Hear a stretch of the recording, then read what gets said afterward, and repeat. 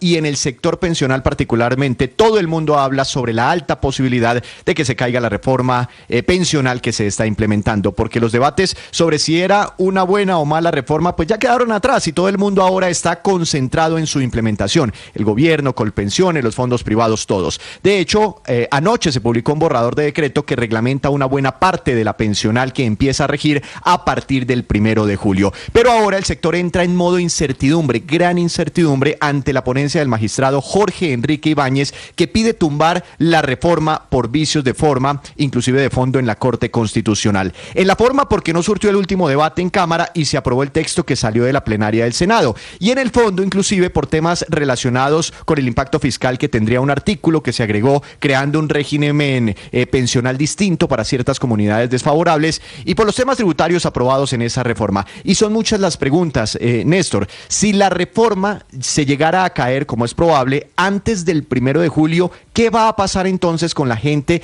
que ya se ha trasladado de régimen pensional gracias a la ventana de traslado que se aprobó en esta reforma? Recordemos que unas 44,000 personas ya se han trasladado entre Colpensiones y fondos privados gracias a ese artículo aprobado en esta reforma pensional. Si se cae, a esa gente, ¿Qué va a pasar con esa gente? ¿Le toca devolverse? Esto podría convertirse rápidamente en 44,000 demandas de personas que las hicieron irse primero y luego devolverse. ¡Qué enredo! Además, se perdería pues una plata que han invertido las entidades para implementar toda la reforma.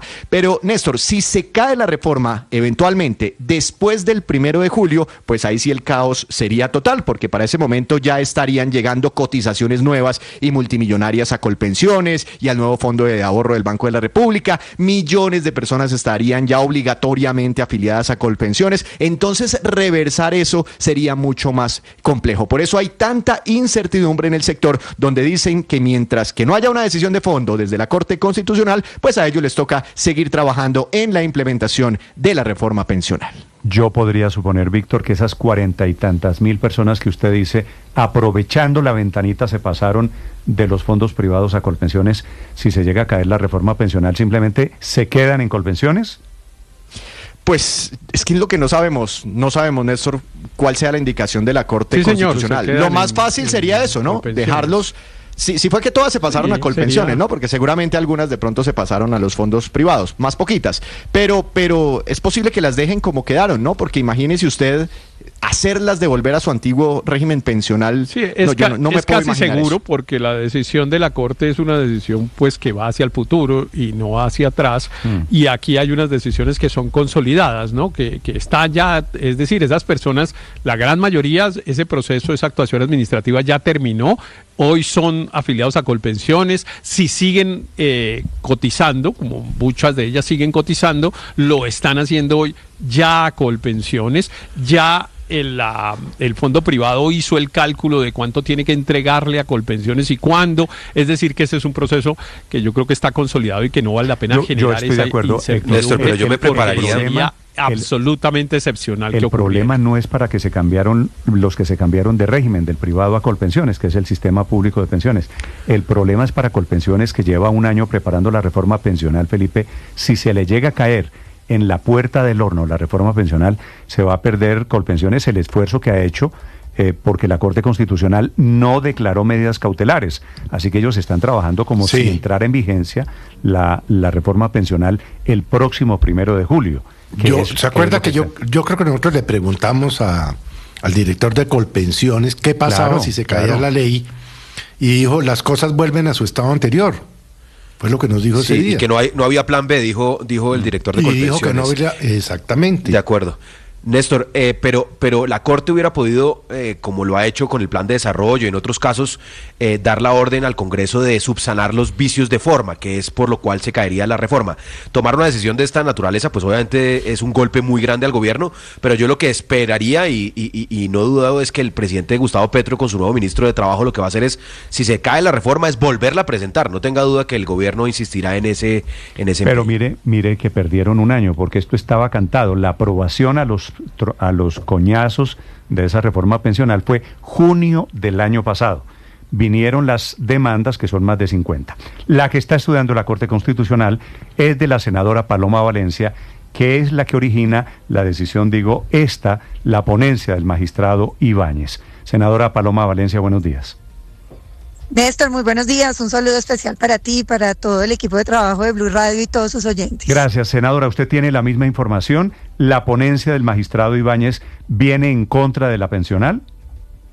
Pues tengo la información que ha salido por medios, Néstor. No tengo otra información disponible y lo que he leído en varios medios es que efectivamente la ponencia señalaría que la reforma pues tiene que caerse y me parece que es lo natural. Es que yo quiero recordar que no hubo 4 debates, sino solamente 3, y que los representantes a la Cámara decretaron ilegalmente la suficiente ilustración cuando apenas llevaban 1 hora de discutir el promedio, las proposiciones de congresistas radicadas. Sí, senadora, en ese momento recuerdo la discusión que hubo en todo el país, pues porque se veía que estaban arriesgándose demasiado. ¿Hubieran tenido tiempo de no arriesgarse? Yo creo que sí, yo creo que lo que pasa es que el gobierno le faltaba entender que la reforma, que tenía algunos elementos positivos, seguía teniendo unos elementos que no eran convenientes y por supuesto había que dar el debate para que se pudieran modificar. Pero como el gobierno tiene esa teoría de que es o lo que ellos quieren o nada, pues entonces se decidieron precipitar ese debate, en mi opinión, demasiado aceleradamente y no permitieron ni siquiera discutir los temas centrales. Es que uno no puede simplemente pupitrear como, acuérdese que aquí había congresistas que es la primera vez que conocían de la reforma porque no estaban en la Comisión Séptima. Claro, doctora Valencia, ¿su demanda fue por vicios de forma o de fondo también? ¿Qué está evaluando en este momento la Corte? Pues yo puse varios cargos. El primero es que no hubo debates, porque solo hubo 3. El último debate, como yo explicaba, solo duró 1 hora. Decretaron ilegalmente la suficiente ilustración para impedir que los congresistas participaran. Y mucha gente había presentado proposiciones, como les decía, había más de 700 proposiciones radicadas y ni siquiera dejaron a la gente pues explicar o hacer un bloque o votarlas negativamente, es decir, simplemente desconocieron el derecho a la participación de los congresistas. De forma es un vicio material, porque es que aquí lo que estamos hablando es que ser congresista implica que uno pueda discutir un proyecto. Claro, senadora, hay una posibilidad y es que la Corte no tumbe de tajo todo el trámite y la reforma pensional, sino que devuelva el trámite al punto particular, a ese viernes en la noche en el que la Cámara decidió acoger a pie juntillas, como usted nos recuerda, el texto que había aprobado el Senado, sin la posibilidad de que hubiese un debate. Si eso llegara a pasar, ¿usted cuál cree que sería el futuro de la reforma pensional? Pues yo espero que eso no pase, porque sería un fallo muy extraño donde uno decide pues que el trámite legislativo simplemente queda interrumpido hasta tanto la Corte ordene que hagan los debates. Yo creo que esto fue tan abrupto, tan grosero que realmente tendría que caerse. Pero yo sí creo que si esto ocurre, pues se tienen que producir unas modificaciones sustantivas en el proyecto. Creo que el proyecto tiene cosas buenas, eliminar los subsidios a las altas pensiones. Creo que el proyecto puede tener unos elementos interesantes, digamos, complementarios, como el fondo que se creó en el Banco de la República para proteger los recursos. Pero yo sí creo que aquí los colombianos no podemos dejar, primero, que obliguen a todo el mundo a estar en fondos públicos. Y segundo, lo que sí no puede pasar es que pasemos de tener una bomba pensional que vale el 100% del PIB a una que vale el 160% del PIB, porque eso es una bomba atómica.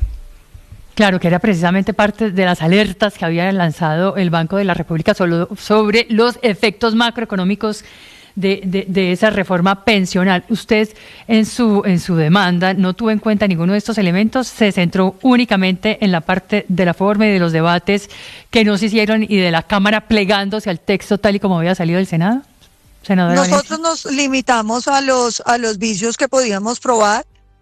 Porque lo que queríamos era pues radicar una reforma, una demanda que tuviera capacidad de éxito.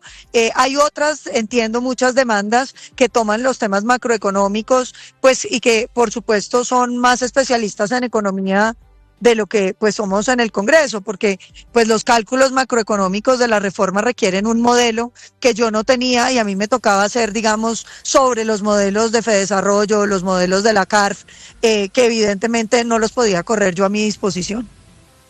Doctora Valencia, si se cae en la Corte la reforma pensional, ¿qué va a pasar con ese subsidio que prometió el gobierno a más de 3 millones de adultos mayores que hoy no cuentan con un ingreso y que derivados de esta reforma iban a empezar a recibir un poquito más de 200.000 pesos al mes? ¿Qué va a pasar con esa gente?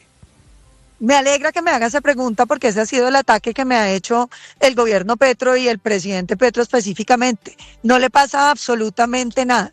El subsidio al adulto mayor hace parte de la ley 100, de manera que ya existe. Y la ley que permite pagar el subsidio en 220.000 pesos también existe y es de autoría del Centro Democrático. De manera que no le pasa absolutamente nada. Eso lo dijimos durante todos los debates. El subsidio al adulto mayor en 220.000 pesos se puede pagar sin necesidad de la reforma pensional. La prueba será que lo van a seguir pagando y nada tiene que ver con la reforma pensional. Esa era una manera como pretendían satanizar a todos los que no votáramos la reforma. ¿Y esa plata, senadora Valencia, sale de dónde? La plata de la reforma del pago, del presupuesto general, de estos subsidios, del presupuesto general de la nación, siempre ha salido ¿eso está del presupuesto fondeado? General de la nación. Pues debe estar fondeado, claro, porque lo que sí la propia reforma pensional decía es que no se podía usar la plata de los ahorros pensionales de los colombianos para pago de subsidios. Está explícitamente ahí, de manera que en nada afecta el subsidio al adulto mayor. Es la senadora Paloma Valencia hablando de los efectos en caso, como parece, de que se caiga la reforma pensional en la Corte Constitucional. Senadora, gracias, un feliz día. Muchísimas gracias, feliz día a todos. 8:50.